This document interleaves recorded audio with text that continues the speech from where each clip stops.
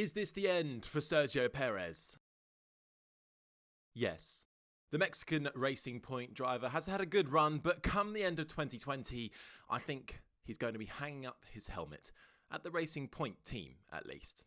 When you have a 4-time world champion on the driver market and you're about to become a full-on manufacturer team in 2021, you just don't say no to that, do you?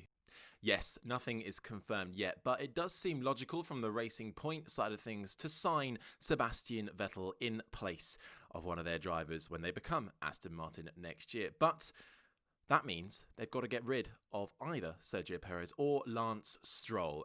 But Lance Stroll is kind of the son of the boss, so don't think that's really going to happen, which means Sergio Perez, well, his head seems to be for the chopping block. But that's stupid, I hear you cry, and I'm inclined to agree with you. If I was running that team, I'd have Sergio Perez and Paul di Resta going up against each other, but sadly, that isn't to be.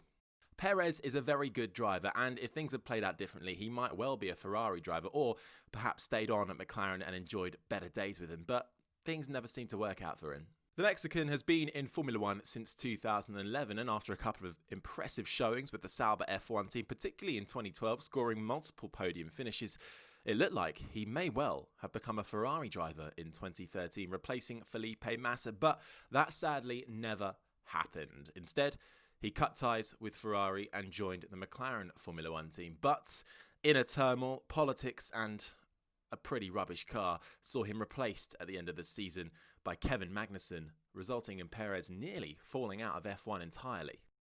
Despite a disastrous term with the McLaren F1 team, Force India offered him a lifeline in 2014, replacing Paul di Resta, which I won't lie, I was kind of annoyed at, but I got over it because Perez quickly proved that he was the man to lead that team, getting back onto the podium, notably in Bahrain of that season. And there he has been ever since, leading that team, beating his teammates Hülkenberg and Ocon, and now going up against Lance Stroll as the team has formed into Racing Point. He has proven to be a good team leader, a fast, consistent driver capable of delivering in qualifying and the race.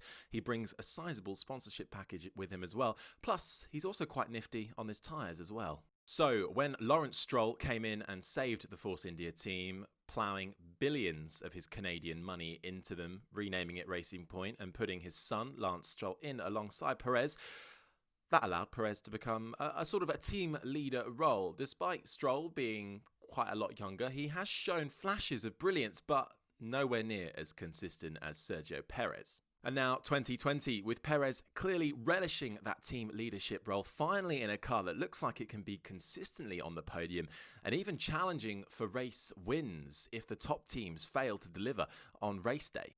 But yet here we are, discussing the end of Sergio Perez's F1 career.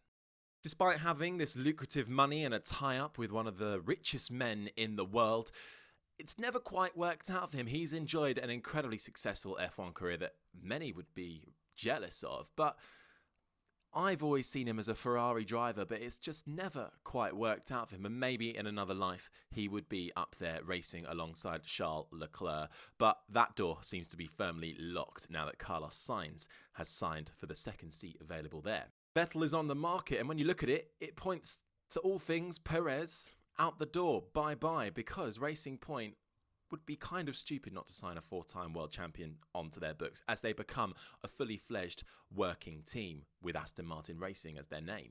When you look at the other options for Perez, there aren't that many around. He's got the money, yes, but Racing Point don't really need it anymore with the billions they have from Lawrence Stroll plus the tie-up from Aston Martin Racing.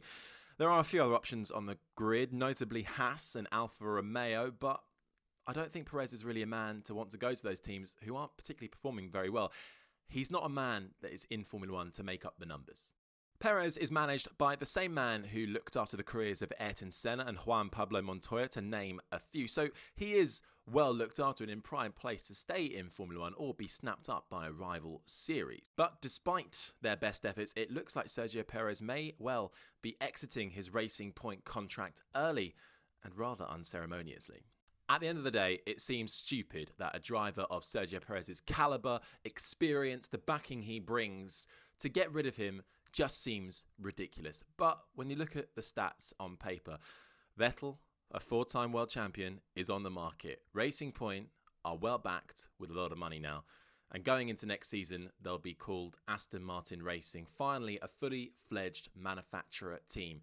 From a PR perspective, as well as a sponsorship and branding image, to sign Sebastian Vettel as one of your drivers when you first enter a Formula One championship for Aston Martin Racing and Racing Point now, it just seems like the right move to make, and it doesn't look like Lance Stroll is going to go anywhere anytime soon, not as long as Father Stroll is still in charge. But this is F1 and nobody really knows anything, so until anything is announced, we're not really going to know. But what do you think? Sebastian Vettel, is he going to sign with Racing Point / Aston Martin Racing and replace Sergio Perez? Where's Sergio Perez going to go? Is he going to go to Haas, Alfa Romeo? Is he going to leave Formula One? Rumoured to have a lucrative IndyCar offer on the table, as well as offers from other teams on the F1 grid. But what do you think? Let us know in the comments below. And don't forget to like and subscribe to our YouTube channel. Just search MotorMouth. In the meantime, I've been Harry Benjamin, and I'll catch you next time.